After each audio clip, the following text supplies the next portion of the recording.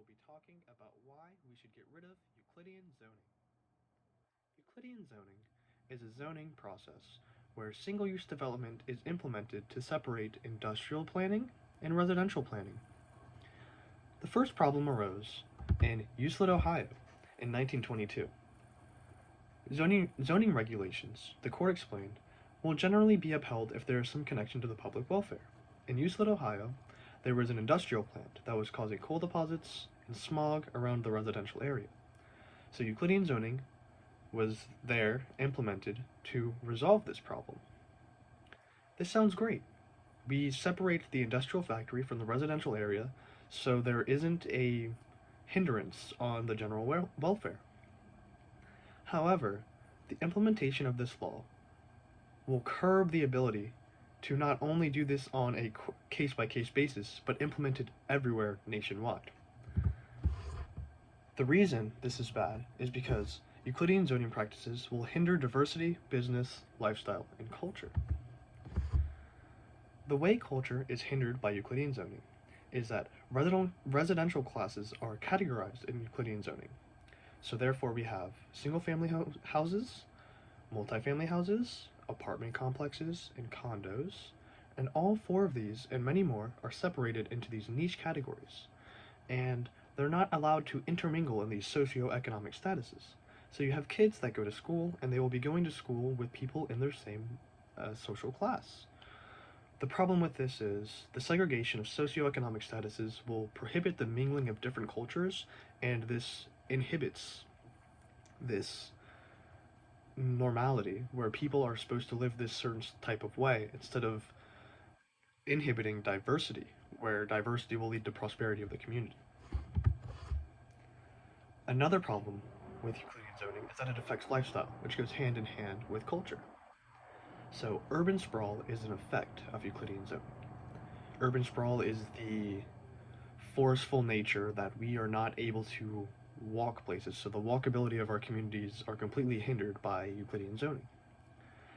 You make this car-dependent community, which is exclusive and inefficient.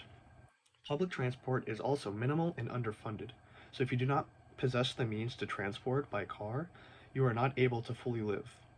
These residential areas are devoid of retail and vice versa. Therefore, your lifestyle is completely coerced into driving everywhere and not being able to walk to the place that you need to get to. This also affects business. Businesses is affected because larger businesses will succeed on branding and becoming a house name.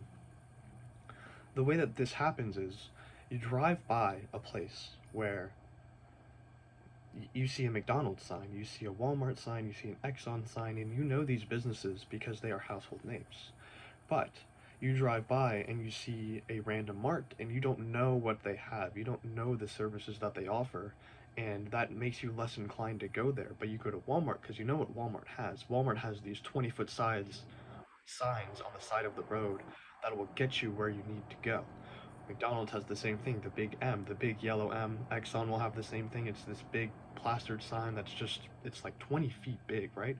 So businesses will force you to go to these household names because they are advertised on the streets. You can't just walk somewhere and go to the store. You have to drive around, and when you're driving around, you're going 45 miles per hour.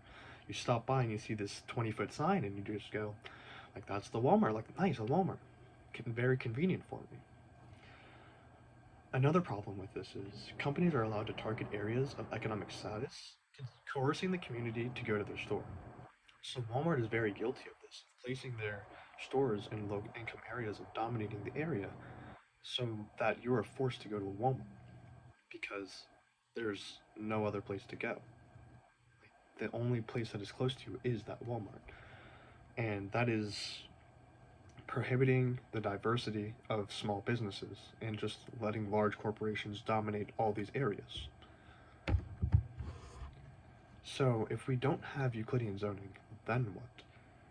Well, the proposition is that it would be on a case-by-case basis, because what Euclidean zoning does overall is prohibit diverse communities, which in turn hinders our potential to grow and love the places that we live. So it is great that in Euclid, Ohio, they separated the industrial factory from the residential area. But it doesn't have to be like this for the totality of all cases. This meta narrative that we have to completely separate everything in order to live this life worth living is totally false, because if you don't have the intermingling of socioeconomic classes and you don't have the intermingling of residential and retail areas, you're separating the capacity of living and staying at home. You're like not living because you have to live in these residential areas that don't have any access to any place to actually go out and live your life. So the total outlaw of intermixing the two of retail and residential zoning is only effective to an extent and limits the potential of the community infrastructure. Therefore, if we get rid of Euclidean zoning in general, we will have a basis to go off of where we can limit the societies or limit the places that companies can put their industrial plants, but we can also give them some leeway if there is a nice alternative for a specific area. Therefore, we should operate on a case-by-case basis and ban Euclidean zoning.